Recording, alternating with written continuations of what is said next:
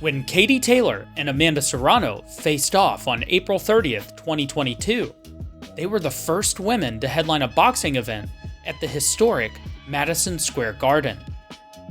But the pair weren't content with simply breaking a boundary. Instead, Taylor and Serrano tried to set a new bar for championship action. Couldn't finish up top, off balance. She might be swinging harder than she needs to be. She just looks all kinds of banged up. But you can never count out Katie Taylor. And through 10 non-stop rounds for undisputed lightweight gold, they may have succeeded. However, the eventual 2022 Fight of the Year didn't materialize overnight.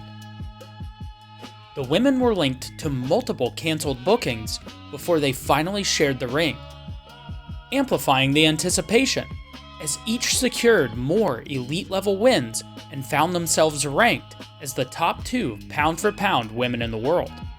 Serrano throws. Oh, man. Serrano is biting down. She's throwing everything. And the referee steps in and stops it.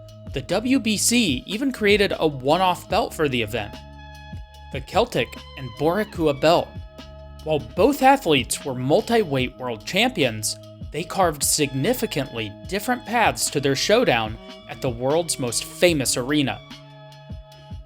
Born in Carolina, Puerto Rico, and raised in Brooklyn, the 33-year-old Amanda "The Real Deal" Serrano had a short amateur career before starting her professional campaign in 2009. She won her first world title in 2011 and went on to capture gold in 7 separate weight classes, the most ever in women's boxing. A southpaw, Serrano was as experienced and accomplished as anyone in the sport. And Serrano likes to at least 20 pounds there. Right away, it's forward, constant pressure. And down, is that a knockdown? It is! With her style revolving around a scary combination of forward-moving attrition and fight-ending impact. Serrano. And a tribute to the warrior that is Danilo Ramos machines another left hand on the pipe, and that one hurt! She goes down! With 30 KOs across 42 wins, the unified featherweight torchbearer stood as one of the most successful heavy hitters in women's boxing. After a string of dominating performances, Serrano was ready to do whatever it took to keep the lightweight crown in New York. But Katie Taylor, the 2-weight world champion and undisputed lightweight queen, was insistent that the belts were making a return flight to Ireland. The Bray, County Wicklow native, stood as a generational Irish athlete, regardless of gender or sport. Taylor had a near-legendary 187-fight amateur career where she repeatedly conquered podiums on the international stage. She also won 5 straight world championships and captured lightweight gold at the 2012 London Olympics. After a final world championship showing in 2016, the public was eager to see her join the professional ranks. And Katie Taylor did not disappoint. Thanks to a combination of positional mastery and volumetric flurries, Taylor grew her record to 20-0, becoming a multi-weight world champion in the process.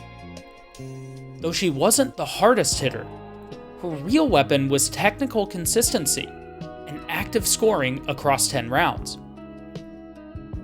In addition, she had blinding accurate hands, rapid-fire combinations, and excellent target selection. Heading into the Serrano fight, Taylor was at the peak of her powers and ready to add another world champion to the victims list. To the 4 corners of this ring right here at Madison Square Garden, the fight starts now!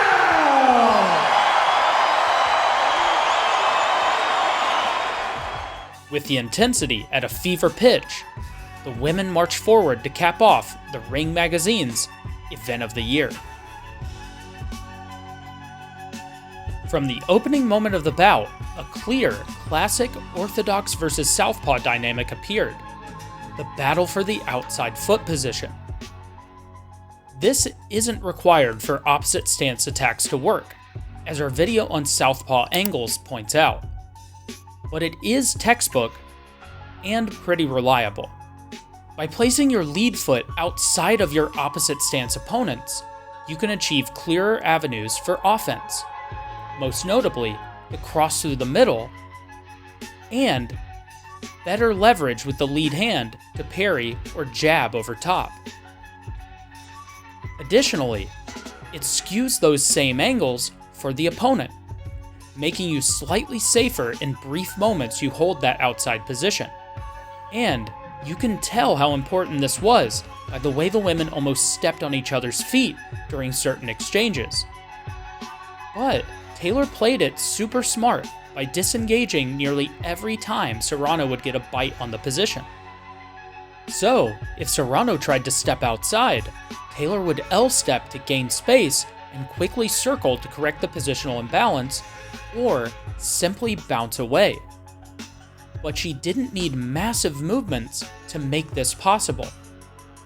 KT excelled in this exchange, where she landed some absolute stunners while Serrano seemed lost. She would also wait for Serrano's lead foot to touch the ground before bounding forward to the outside space. A very versatile puncher. Good hand speed from Katie Taylor. Plus, Taylor was super sharp with her check hook, using it both as an intercepting counter when Serrano would step outside, while Taylor was essentially in control. The real deal wouldn't be denied so easily. Serrano was in constant forward motion, like she was standing on a conveyor belt, often jabbing to mask steps into range. No matter how many times she got tagged, or Taylor tried to reset the positioning, the Puerto Rican champion stayed in the fight and tried several tricks to even the score. Serrano repeatedly shot out counters when Taylor would step in with long-range punches. She also tried mixing up the timing on her step to get Taylor to circle into a left hand. And as the round went on, she got closer and closer with her straight, even landing as Taylor connected with a hook. So, if she were willing to accept a damage tax, Serrano proved that corralling Taylor was possible. She did so once in the first minute of the round. By the time the 2-minute frame ended, no one was quite sure who had taken it. While Serrano had found her footing by the end of the round, Taylor certainly had the brighter moments, finding success with her movement and precise weapons. The fight wasn't in its final form just yet, and both athletes had plenty of time to definitively claim the #1 pound-for-pound spot. The second round began, much like the first. Serrano stomped forward with jabs, while Taylor maintained distance and looked for counters. And the round would have ended up as a rinse and repeat of the first. But Serrano wasn't out of tricks yet. She dove forward, somewhat stumbling over her feet to capture a clinch. After all, if she couldn't track Taylor down in open space, grabbing a hold of her would make things a whole lot easier. But while the real deal managed to rough Taylor up a bit, she seemed to take the worst of it. Serrano stopped exclusively looking for the outside foot position and instead opted to mix things up with steps inside with her lead foot. This is unorthodox, but it makes sense for the position that the featherweight champ was in. Taylor was only willing to stick around when she achieved the outside angle. Otherwise, she would bounce. So Serrano would give it to her, either by stepping inside or throwing as soon as KT took the outside position. Needless to say, this was super risky. And the first time she tried to step inside, Taylor made her pay in the most textbook way possible. a massive right straight that buckled Serrano's knees. But it proved the hypothesis, giving Serrano the time to answer back with a stout left hook. While she lost the exchange, it at least kept Taylor in one spot long enough to connect. For the rest of the round, Serrano hunted Taylor around the ring, swinging whenever she stepped into range. Like in this clip, where she sells a commitment to an outside step before inching inward and forcefully stepping inside. Taylor's brief hesitation allowed Serrano to step in for her best left hand of the fight, knocking the typically sure-footed champion into a stumbling, desperate response. For the second half of the round, the pair played tug-of-war with the momentum of the fight. Even when Serrano would appear to win an exchange, Taylor would answer back with style points in the very next one. And in the final 20 seconds of the round, Serrano appeared to be wearing on the Irish champion. She landed a good body shot and then followed it up, sailing through a double jab to connect with a left straight. While Taylor rode with the impact, it was Serrano's first successful rear hand from the outside foot position. The raucous applause drowned out the bell, leading to a post-round scuffle. The arena was loving this contest, and lucky for them, they'd only have to wait 60 seconds for more. Serrano started the third like a woman on a mission. She sensed that her Irish adversary was beginning to slow, and her newfound tactics were evening the score. If she could press Taylor to the ropes and disrupt her lateral movement, then Serrano had a better chance of catching something big.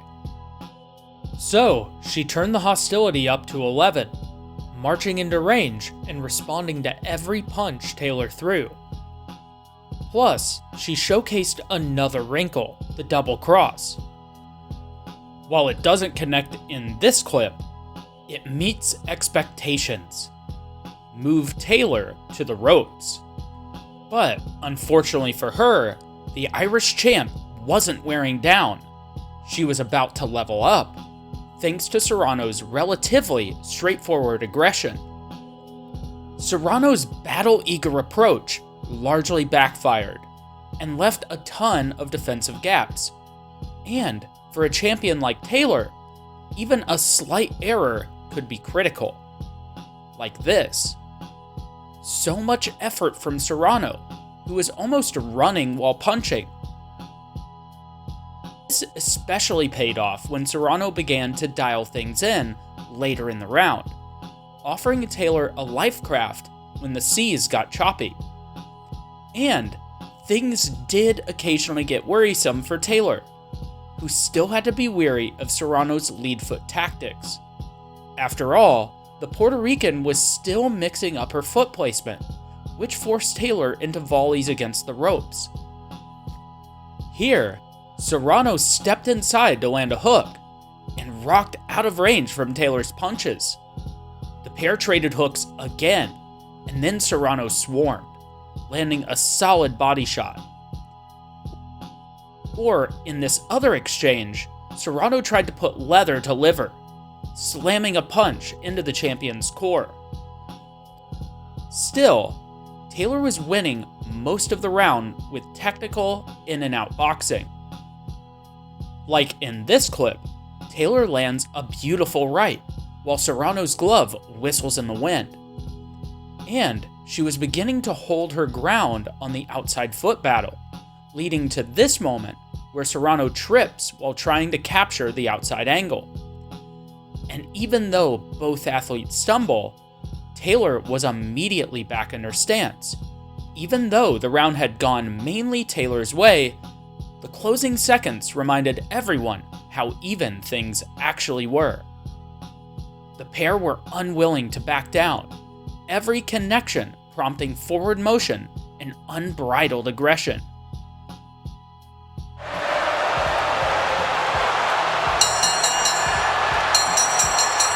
The referee can't hear the bell. The referee cannot even hear the bell, and he's 10 feet away. The crowd had officially gotten its money's worth. and they still had up to 7 rounds to go. Round 4 saw another amazing development. Taylor stopped moving. Whether to recover or simply prove a point, she wanted to try to win in Serrano's wheelhouse, phone booth fighting. And of course, Serrano was happy to oblige. While they warmed up with jabs on the outside, it wasn't long before they were brawling against the ropes, each looking to hit a home run as missed punches barely brushed past them. While Taylor cooled things off with a bullying clinch, it wasn't long before they were back to lobbing bombs. Really close. I thought Amanda moving forward, landing heavier shots. With neither woman willing to truly stay defensive, they were left with only one option: throw until the bell rings, either from a KO or a well-needed break.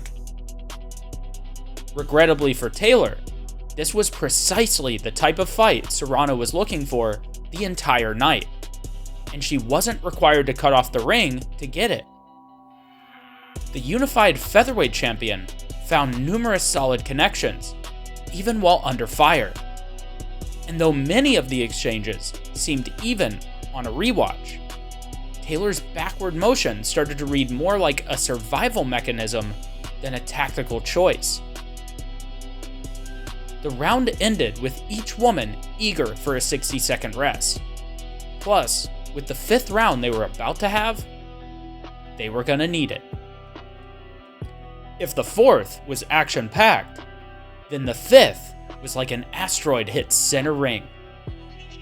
The women collided from the opening bell, with Serrano stepping deep with a jab to hit a quick uppercut to the midsection.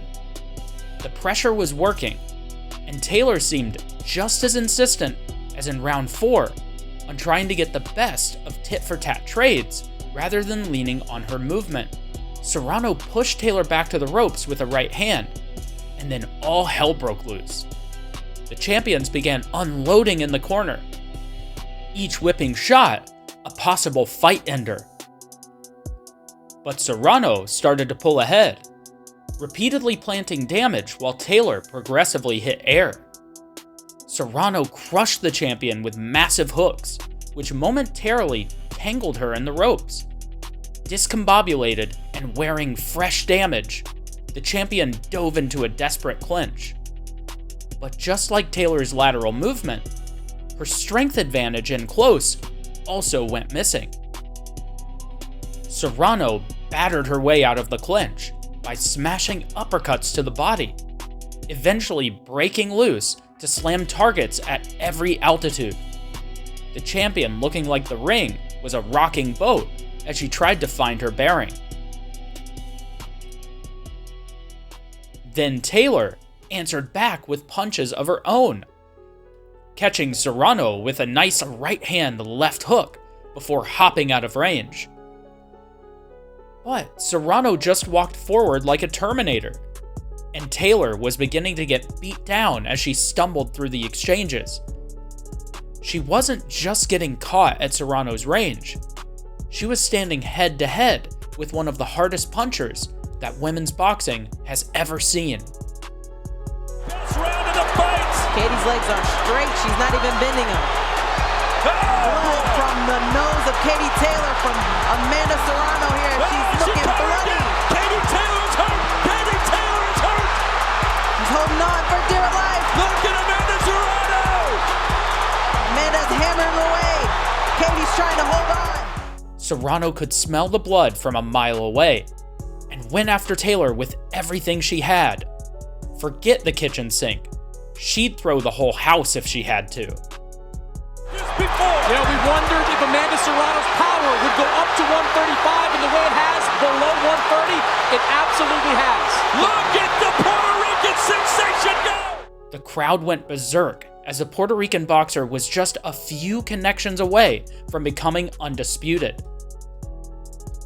But miraculously, the Emerald Isle's proud champion held on. Taylor was clearly still hurt heading into the 6th, and Serrano was still hunting for victory. Serrano walked Taylor down and began to pick up where the last round ended. She cornered Taylor within 15 seconds and smashed her with a 2-punch combination. But Taylor fought back, grabbing a clinch and apparently finding her strength again as she muscled Serrano to the ropes. And though it didn't last long, the break gave Taylor her exit to the open space. The champion's movement and speedy combinations started to show back up, even if they were still buried under scars from the last round. Taylor even started leading the exchanges, rapidly shifting her weight to make the most of every connection. However, the way she threw herself out of position was a clear sign that she wasn't out of the woods yet. But then again, getting lost in the woods isn't the biggest deal if you're willing to chop your way out. And though Taylor's legs appeared to be more stable, that didn't mean she'd go back to sticking and moving. The lightweight queen would not yield and fought to earn her respect back. Punch by punch, skirmish after skirmish. The bell sounded, and after all the momentum Serrano had going into the 6th, the punch totals revealed that she had only outscored Taylor by a single strike. To start the 7th, it felt like the last 3 rounds had been a dream, or a nightmare depending on whose corner you were in. Taylor was fully recovered and appeared to have found her second wind. Plus, her movement had returned, and she began catching Serrano with smooth combinations before sliding out of range. Though Serrano saw glimpses of success, she once again had to open her veteran toolkit to claw back control. The featherweight frontrunner tried a few crafty tactics like the double cross, fleeting stance switches, and lead foot positioning. But Taylor punished her at nearly every turn. Even worse, Serrano's guard was beginning to fall, a sure sign that the previous frames took something out of her too. Whether it was a pep talk from her corner or a realization that the lightweight title was slipping away, Serrano entered the 8th with a renewed energy. While she still looked a bit tired, she moved forward with spirit and kept her guard high, looking to drag Taylor back into wild exchanges. After all, she had already hurt the champion, and this is how she did it: dogged determination. But Taylor wouldn't bite, and put together one of her best rounds. She lobbed right hands into Serrano's temple, repeatedly slipped away unscathed, and even got back to clinching. She was just one step ahead, but only time would tell if she could keep it up. Heading into the penultimate round, the women knew that the next 2 rounds were critical for any chance at victory. The women started quick, immediately shooting out offense as they came into range. While Taylor definitely relied on her movement, she was much more willing to stay put if it meant landing a few more punches. The champion walked Serrano into right hands and even darted forward to counterpunch retractions. Then, Serrano found success with another footwork adjustment. She widened her feet to stand more square, often abandoning the technical bladed foundation that Taylor was running circles around. Plus, the square stance is better for lateral movement, so Serrano would use it to head off Taylor's lateral escapes and stick her in place with savage outbursts. And even if she didn't find the mark, she would be back on Taylor right away. The pound-for-pound leaders jockeyed for position, with each sign of dominance causing another push from the other side. The pair thrilled the packed arena with reckless displays of top-tier violence. You know, Katie isn't just winning these rounds, Chris. She's winning them definitively. Yeah, last couple of rounds, we've seen a surge from Katie Taylor. Has made this fight really close.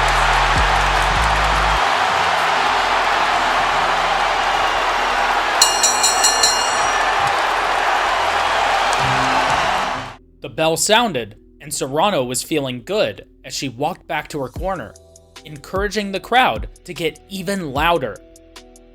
Not that it was physically possible. And this was it, the final round. With 18 minutes of war behind them, the contest had no doubt taken its toll on the fighters, both soaked in trauma and exhaustion. Serrano nearly ran into the frame like the bell was a starting gun, firing machine gun punches as she barreled towards Taylor. While she didn't land every punch, it was a high-volume strategy. As long as Serrano was throwing, Taylor would have to respond or get lost in the storm. But the Irish icon wouldn't let herself get outdone, slowing her red-hot opponent down with well-timed clinches. In this exchange, she even caught Taylor on the break with a crisp pair of hooks. If KT could stay tough and conscious, she could find a way to ride with the onslaught. With 30 seconds left to go, the women kept the world on the edge of its seat while they seemingly scratched and clawed their way through one of the most action-packed thrill rides championship boxing has ever seen. Both fighters are spent. A fight worthy of the occasion. They fought for history, and they're making history. Katie's knees buckle. Oh my word! The female fight of the year. Who won? I do not know. And when the fight was over, the crowd jumped to its feet in appreciation as the two women stood bloody, battered, and happy to hear the final bell. With 20 minutes of fury behind them, Taylor and Serrano were absolutely still exhausted as they waited to hear their fate. In theory, the close rounds, and there were many, hinged on what the three judges appreciated more: consistent volume scoring or singular impressive impacts. But in the whirlwind of uncertainty, one thing was sure. One half of this Irish-Puerto Rican crowd was going to call robbery. The other 50% would celebrate like lottery winners. In the end, Katie Taylor defended her undisputed title, defeating Amanda Serrano by a paper-thin split decision. Serrano and her team were sporting, but insistent that she should have gotten the nod. Lucky for them, she'd get another crack almost exactly 2 years later. And as riveting as this fight was, most experts place the second one in a league of its own. For the modern martial artist, this has been Coby McKinley, wishing you happy training.